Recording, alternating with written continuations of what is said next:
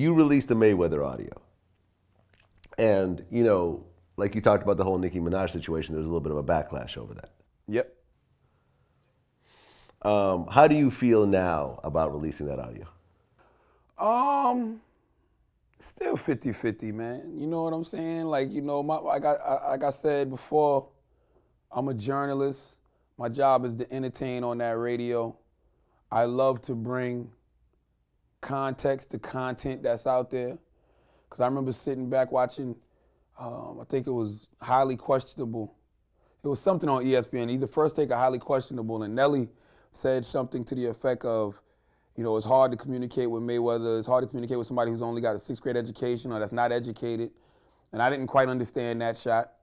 And then when 50 came out and said, I challenge Mayweather, to read a page out of a Harry Potter book, I'll donate $750,000 to a charity.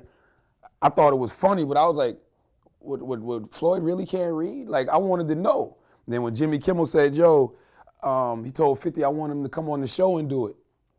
But we're not gonna put no pressure on you. We make you read Cat in the Hat. So the conversation started to become, well, Floyd can't read or something?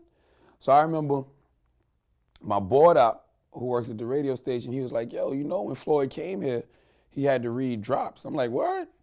I'm like, yo, let me hear it. So he played it.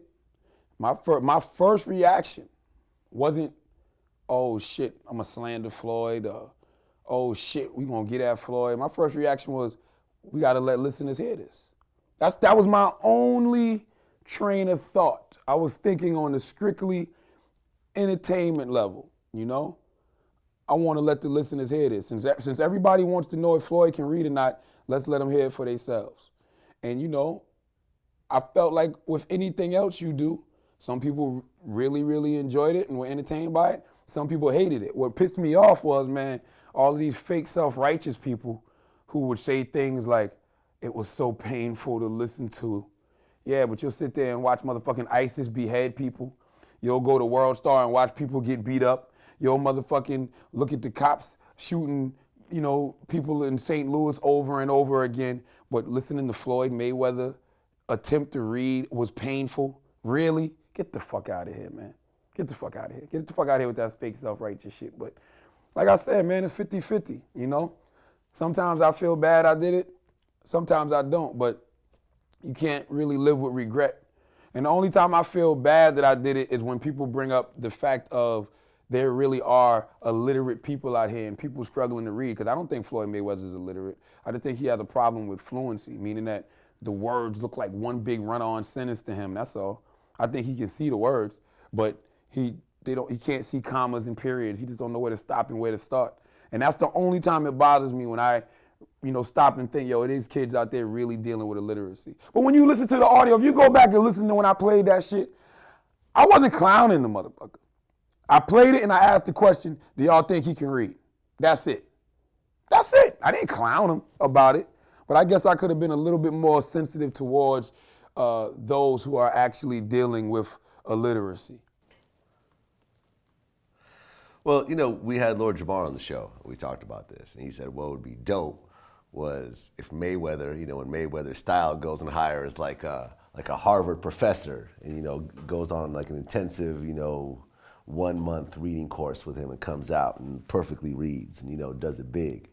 You know, I think that would send like a real dope ass message to the kids out there, because, you know, a certain number of kids looked at there and said, you know, looked at the situation and said, well, Mayweather can't read and he's, you know, worth hundreds of millions. Yeah, but that's what I'm going to do too. That's a dumbass mentality to have.